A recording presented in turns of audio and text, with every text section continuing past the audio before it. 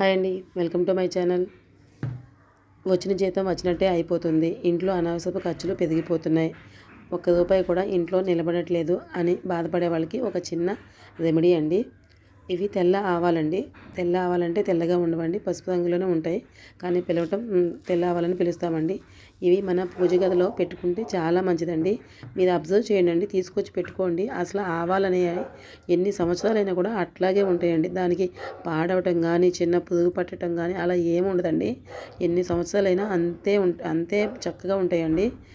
ఇలాంటి ఆవాల్ని మన పూజ గదిలో పెట్టుకుంటే చాలా మంచిదండి.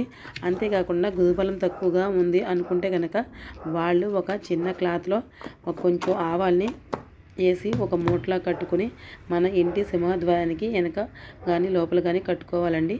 అలా కట్టుకుంటే మీ జాతకంలో గురుబలం అనేది చాలా బాగా ఉంటుందండి. చాలా బాగా కలిసి వస్తుంది. Thank you.